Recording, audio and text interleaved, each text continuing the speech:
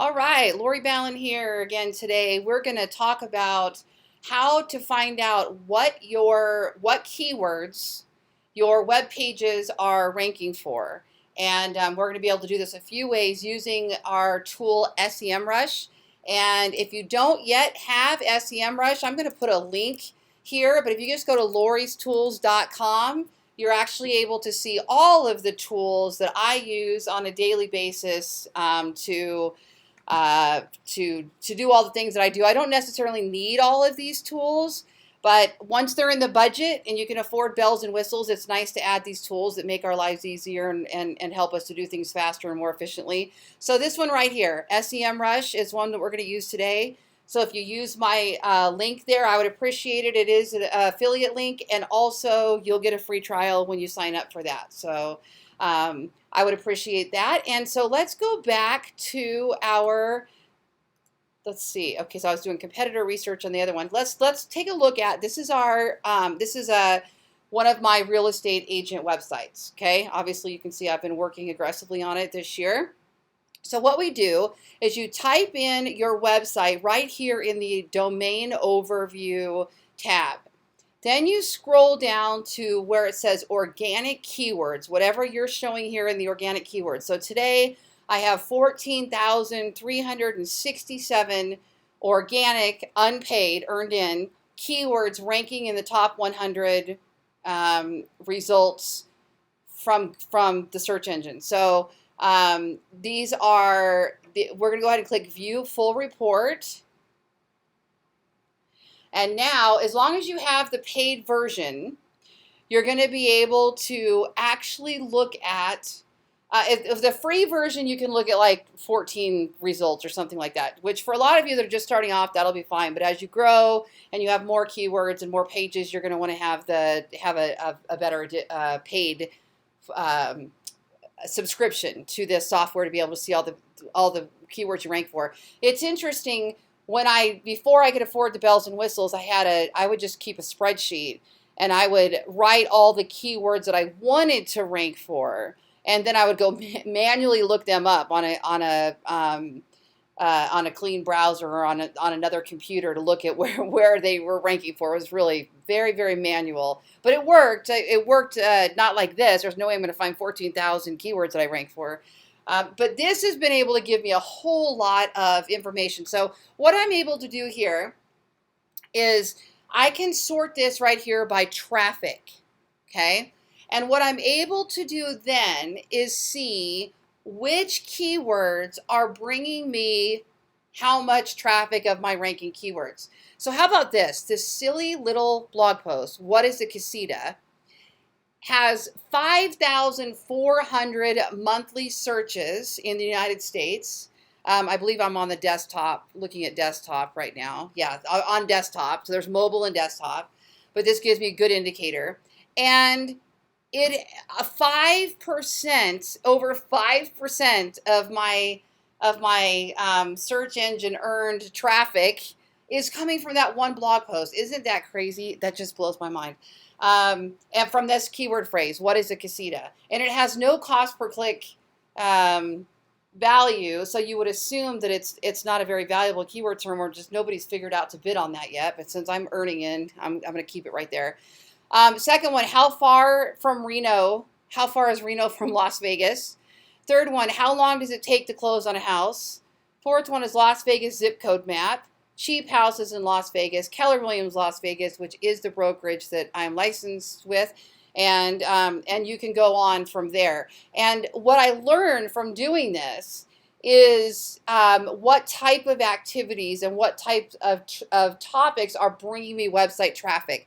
Now, that does not always mean that those are the highest earners, okay? So I might get a ton of traffic to my website from how far is Reno from Las Vegas, yet nobody's going to register on that page or very few people are going to register on that page to look at real estate.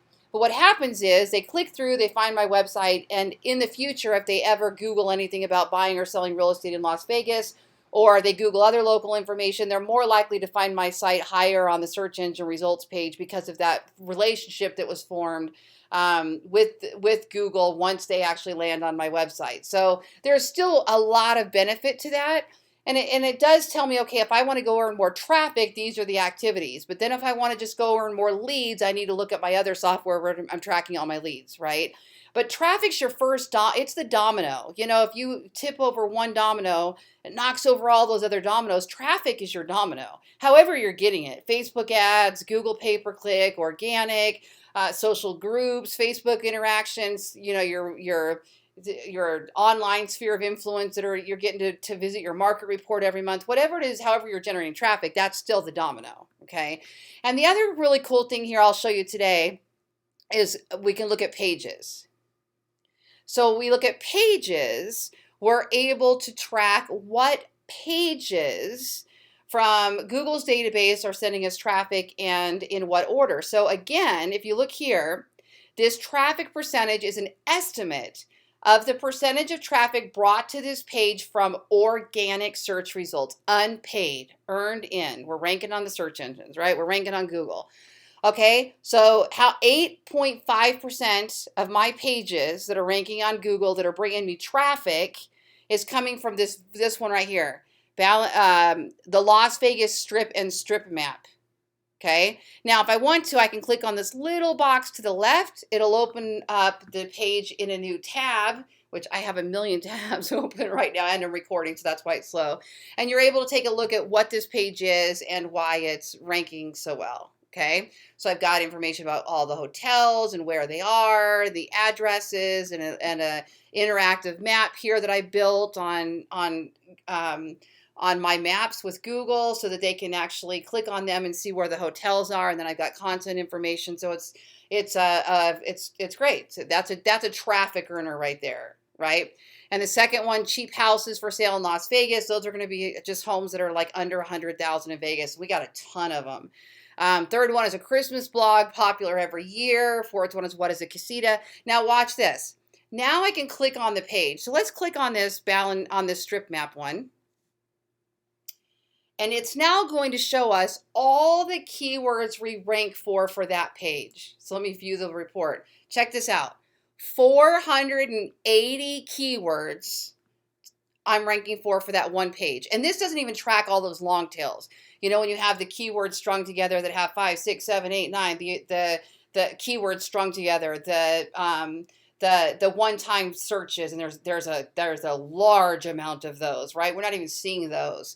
And so 480. And the traffic cost $2,300. If I had to spend on Google pay-per-click the amount of money to earn me this much traffic, it would cost me $2,300 a month. How about that? Isn't that pretty incredible? That's the earned in traffic for, I believe this is for, what time frame is this? I think this is for April. And so that's huge. That's a estimated price of organic keywords in Google AdWords. Yeah. So monthly organic traffic. So every month I would spend $2,300 to earn that amount of traffic. And then I can go down and look at them. And I can sort them highest to lowest and go, okay, which ones are bringing me the most? And I can look at this and go, okay, so my cornerstone content is this zip code page. But what other little spin-off long tail blog post could I create that then link back to this page, pushing it up higher in the rankings? So we know that this page, I think we saw it ranks number 6 or number 7 on Google. Well, there is a significant amount, I don't have my graphs in front of me, but a significant amount of difference. In the top 3, I believe the top 3 results on Google get 65% of the traffic. And I'm at number 7 and I'm killing it for this keyword phrase for traffic. So if I wanted to move up in the rankings, what I would do is I would go create additional long tail blog posts and then link back to this page. Okay, so this one here, first casino on the strip. There's a prime one. I automatically have a creative thought process around this one. First casino on the strip. So I go create a blog post that's got it's all about Las Vegas history. And the title is First Casino on the Strip. hyphen, do you know which one it was? You know, and then I go in and create a blog post all about the first casino on the strip, who built it, how it came about, you know, what happened to it, what's there now, you know, maybe make a list of 5 or 6 or 7 or 8, whatever, other casinos that came up first. You know, really make this a nice little piece, probably 1,000 words itself, and then link back to that top page. And I might do, you know, I'm going to do several of those in a row. So my goal, I would probably want at least 6 of those long tail type blog posts that would point back. I don't really know the magic number of what it takes to move them up the rankings, but I would strategically say, okay, let me do these 6 and see what happens with that. And you know, it pushes up and it moves up, and you go to number 1, great.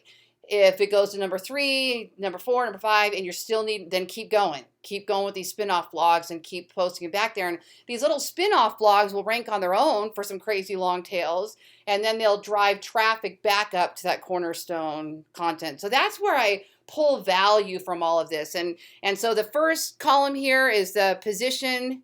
First one is a keyword. Second one is a position where they rank on the search engine for that particular keyword. Okay, so I can see where I rank for those keywords. I can also get other ideas like sort it by search volume. So click that little button and sort it from highest volume to lowest. So highest volume has the highest search volume. So there's 40,500 searches on Google on desktop in the United States for the keyword phrase Las Vegas Strip map. That's huge, okay? And I wonder if they're not looking for Las Vegas Strip something else, but it's got the whole term in there. Map of Las Vegas Strip, 18,100. So they are clearly looking for a map. Third one, Vegas Strip map. So I'm covering all of those. So if I could get those, I'm ranking 23, 39, 28, right? So the head term I'm ranking number 7 for, but all these other ones, 23, 39, 28, you know, so I can create some spin-off blogs to anything that isn't going to cannibalize the head term keyword. So I'm not going to go create 6, 7, or 8 other little blog posts that all say strip map. It has to be something else, and I'll get those ideas from down here, like the MGM Grand zip code. That could be a blog post in itself. That one's going to be like hardly any words. It's going to be the MGM Grand zip code, and maybe I'll put in the address and the phone number and a little map to where it's at. MGM Grand zip code hyphen where is the MGM Grand, and then link back up to the zip code map. See, that's pretty simple. That one doesn't have to be 1,000 words because it'll be very niche focused. The next column here after volume is keyword density. Not keyword density. I always do that. Keyword difficulty. So it's telling you, let's sort that from highest to lowest. It's telling you how hard is it going to be to compete for that keyword based on the other pages that rank on page 1 already for Google for that keyword phrase. So not paid, this is organic. So the higher the number, it goes up to 100, the higher the number, the harder it's going to be to rank for that. So I'm going to sort it the other way instead, and I'm going to start there. And I'm going to go, okay, Excalibur Las Vegas zip code. That's the first one I'm going to build, my little spin-off page. Because even though there's hardly any search volume, it's not very competitive, and I can put a link back, and if that one ranks quickly and passes some link juice up to the cornerstone content, I'm good, you know, that type of thing. Running in the Las Vegas Strip. Now, there's one I haven't done anything on, so I could take a look at that. We do have lots of marathons and things like that people check out. So I'm going to kind of skim this and look for anything that isn't going to cannibalize that main keyword, Mandalay Bay zip code. So I'm already seeing I could do the Excalibur, the MGM. Each one of those has their own little blog post. And maybe I put some information about each one of those hotels on that blog post and make them richer and more valuable content. You know, all about Mandalay Bay. Maybe I list the shows and the dining. Oh gosh, now I'm really getting excited. I need to do this. That's what happens to me when I use tools like this, because to me it just completely creates the roadmap for what I need to do next. So then we have cost per click value. So this would be how much people are spending, how much you would spend on average for that cost per click. Look at this one, Vegas.com map, $12.24 is the average of what people are spending on that keyword phrase. And I can sort that by highest to lowest, and that's also going to give me a little bit of idea of the value of those keywords. But it doesn't mean real estate agents are bidding on those keywords. You know, there's there's strip clubs and bars and cat Ubers and all kinds of shows, hotels that would bid on those types of keywords. So they're not necessarily real estate agents. So it's not necessarily that valuable to a real estate agent, right? Okay, and then you've got competitive density of advertisers using that term, with the highest point being 1. So not the cost per click, but how competitive it is. How many advertisers are bidding on that term, okay? That's going to tell you a lot. So if you're going to enter the pay-per-click landscape on that, it's going to be super competitive. To do that, you're going to be spending a lot more money too. The traffic percentage you're earning from that page. I'm not messing with these as much, but I am starting to watch the trends a little bit on keyword phrases to watch where they're going. Right now I'm more focused on just getting them on the search engines. And here you can actually access the search engine results page. SERP stands for search engine result page. So if I want to look at Las Vegas strip code and I actually want to see the SERP for that term and who's being listed on that term, I can actually click that button and scroll down, and there's mine. It'll be highlighted. And you can see where you place. So this is a really, really cool tool for finding out what keywords your real estate agent website ranks for, and which pages. It's the pages that are actually ranking in conjunction with the queries. They go together. So which keywords am I ranking for, and what pages are being returned for those terms, and what are all the terms attached to that particular page, and then you can flow from there. So I'm Lori Ballen, and I have a marketing company, ballenbrands.com, where we create your real estate agent website for you.